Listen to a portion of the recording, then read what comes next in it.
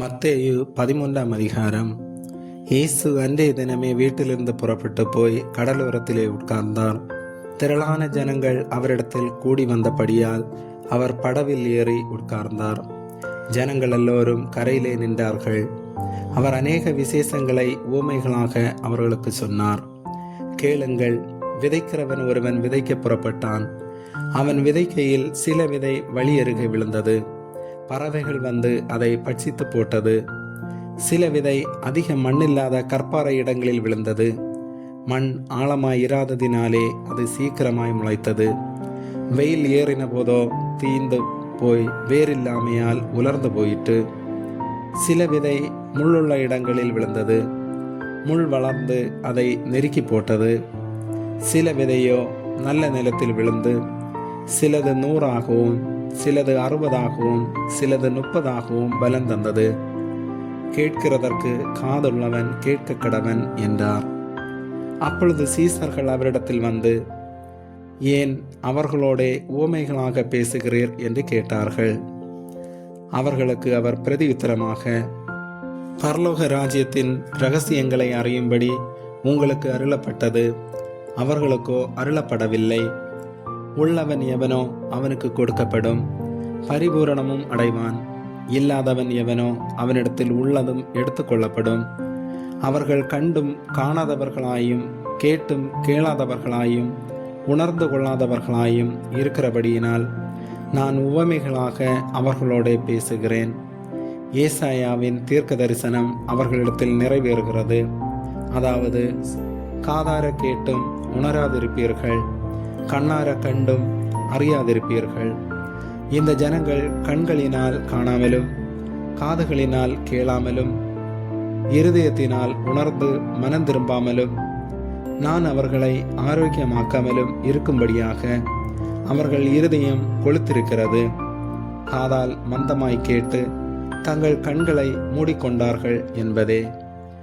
உங்கள் கண்கள் காண்கிறதினாலும் உங்கள் காதுகள் கேட்கிறதினாலும் அவைகள் பாக்கியமுள்ளவைகள்.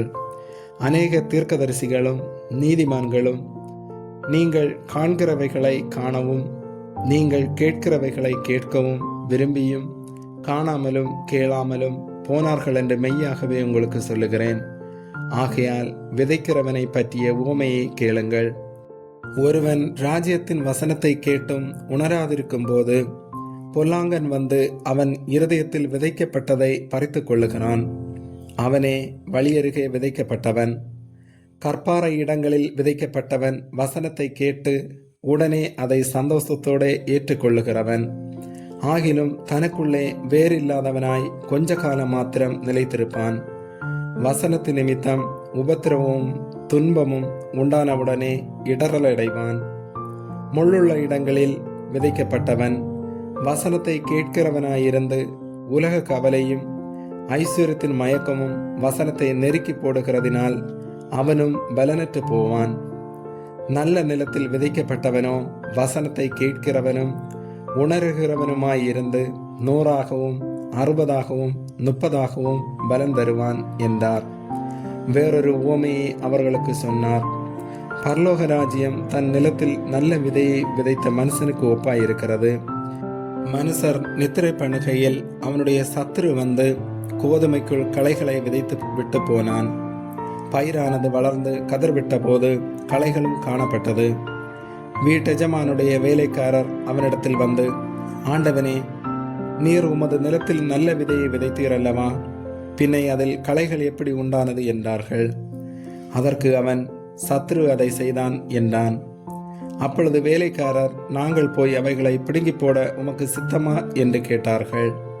அதற்கு அவன், வேண்டாம், களைகளை பிடுங்கும்போது நீங்கள் கோதுமையும் கூட வேரோட பிடுங்காதபடிக்கு 2ஐயும் அறுப்பு மட்டும் வளர விடுங்கள். அறுப்பு காலத்தில் நான் அறுக்கிறவர்களை நோக்கி, முதலாவது களைகளை பிடுங்கி அவைகளை சுட்டெரிக்கிறதற்கு கட்டுகளாக கட்டுங்கள், கோதுமையோ என் களஞ்சியத்தில் சேர்த்து வையுங்கள் என்பேன் என்று சொன்னான் என்றார். வேறொரு உவமையை அவர்களுக்கு சொன்னார். பரலோக ராஜ்யம் கடுகு விதைக்கு ஒப்பாயிருக்கிறது. அதை ஒரு மனுஷன் எடுத்து தன் நிலத்தில் விதைத்தான். அது சகல விதைகளிலும் சிறியதாயிருந்தும் வளரும்போது சகல பூண்டுகளிலும் பெரியதாகி ஆகாயத்து பறவைகள் அதன் கிளைகளில் வந்து அடையத்தக்க மரமாகும் என்றார். வேறொரு உவமையை அவர்களுக்கு சொன்னார். பரலோக ராஜ்யம் புளித்த மாவுக்கு ஒப்பாயிருக்கிறது. அதை ஒரு ஸ்திரீ எடுத்து முழுவதும் புளிக்கும் வரைக்கும் 3 படி மாவிலே அடக்கி வைத்தாள் என்றார். இவைகளை எல்லாம் இயேசு ஜனங்களோட உவமைகளாக பேசினார். உவமைகளினாலே அன்றி அவர்களோட பேசவில்லை. என் வாயை உவமைகளினால் திறப்பேன், உலகத் தோற்றம் முதல் மறைபொருளானவைகளை வெளிப்படுத்துவேன் என்று தீர்க்கதரிசியால் உரைக்கப்பட்டது நிறைவேறும்படி இப்படி நடந்தது. அப்பொழுது இயேசு ஜனங்களை அனுப்பிவிட்டு வீட்டுக்கு போனார்.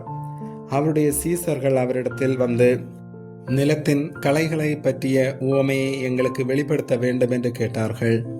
அவர் பிரதியுத்தரமாக, நல்ல விதையை விதைக்கிறவன் மனுஷகுமாரன், நிலம் உலகம். நல்ல விதை ராஜ்யத்தின் புத்திரர், களைகள் பொல்லாங்கனுடைய புத்திரர். அவைகளை விதைக்கிற சத்துரு பிசாசு. அறுப்பு உலகத்தின் முடிவு, அறுக்கிறவர்கள் தேவதூதர்கள். ஆதலால் களைகளை சேர்த்து அக்கினியினால் சுட்டெரிக்கிறது போல இவ்வுலகத்தின் முடிவிலே நடக்கும். மனுஷகுமாரன் தம்முடைய தூதர்களை அனுப்புவார். அவர்கள் அவருடைய ராஜ்யத்தில் இருக்கிற சகல இடறல்களையும் அக்கிரமம் செய்கிறவர்களையும் சேர்த்து அவர்களை அக்கினி சூளையிலே போடுவார்கள். அங்கே அழுகையும் பற்கடிப்பும் உண்டாயிருக்கும். அப்பொழுது நீதிமான்கள் தங்கள் பிதாவின் ராஜ்யத்திலே சூரியனைப் போல பிரகாசிப்பார்கள். கேட்கிறதற்கு காதுள்ளவன் கேட்க கடவன். அன்றியும் பரலோக ராஜ்யம் நிலத்தில் புதைந்திருக்கிற பொக்கிஷத்துக்கு ஒப்பாயிருக்கிறது. அதை ஒரு மனுஷன் கண்டு மறைத்து அதை பற்றிய சந்தோஷத்தினாலே போய் தனக்கு உண்டான எல்லாவற்றையும் விற்று அந்த நிலத்தை கொள்ளுகிறான்.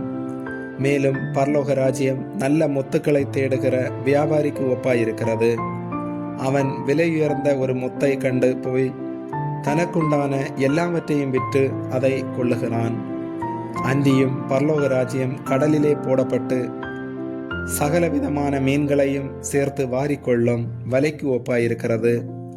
அது நிறைந்தபோது அதை கரையில் இழுத்து உட்கார்ந்து நல்லவைகளை கூடைகளில் சேர்த்து ஆகாதவைகளை எறிந்து போடுவார்கள். இப்படியே உலகத்தின் முடிவிலே நடக்கும். தேவதூதர்கள் புறப்பட்டு நீதிமான்களின் நடுவிலிருந்து பொல்லாதவர்களை பிரித்து அவர்களை அக்கினி சூளையிலே போடுவார்கள். அங்கே அழுகையும் பற்கடிப்பும் உண்டாயிருக்கும் என்றார். பின்பு இயேசு அவர்களை நோக்கி, இவைகளை எல்லாம் அறிந்து கொண்டீர்களா என்று கேட்டார். அதற்கு அவர்கள், ஆம், அறிந்து கொண்டோம் ஆண்டவரே என்றார்கள். அப்பொழுது அவர் அவர்களை நோக்கி, இப்படி இருக்கிறபடியால் பரலோக ராஜ்யத்துக்கு அடுத்தவைகளில் உபதேசிக்கப்பட்டு தேறின வேதபாரகன் எவனும் தன் பொக்கிஷத்திலிருந்து புதியவைகளையும் பழையவைகளையும் எடுத்து கொடுக்கிற வீட்டெஜமானாகிய மனுஷனுக்கு ஒப்பாயிருக்கிறான் என்றார். இயேசு இந்த உவமைகளை சொல்லி முடித்த பின்பு அவ்விடம் விட்டு தாம் வளர்ந்த ஊரிலே வந்து அவர்களுடைய ஜெப ஆலயத்திலே அவர்களுக்கு உபதேசம் பண்ணினார். அவர்கள் ஆச்சரியப்பட்டு, இவனுக்கு இந்த ஞானமும் பலத்த செய்கைகளும் எப்படி வந்தது? இவன் தச்சனுடைய குமாரன் அல்லவா? இவன் தாய் மரியாள் என்பவள் அல்லவா? யாக்கோபு, யோசே, சீமோன், யூதா என்பவர்கள் இவனுக்கு சகோதரர் அல்லவா? இவன் சகோதரிகள் எல்லோரும் நம்மிடத்தில் இருக்கிறார்கள் அல்லவா? இப்படி இருக்க இதெல்லாம் இவனுக்கு எப்படி வந்தது என்று சொல்லி அவரை குறித்து இடரலடைந்தார்கள். இயேசு அவர்களை நோக்கி, தீர்க்கதரிசி ஒருவன் தன் ஊரிலும் தன் வீட்டிலுமேன்றி வேறெங்கும் கனவீனமடையான் என்றார். அவர்களுடைய அவிவிசுவாசத்தின் நிமித்தம் அவர் அங்கே அநேக அற்புதங்களை செய்யவில்லை. ஆமேன்.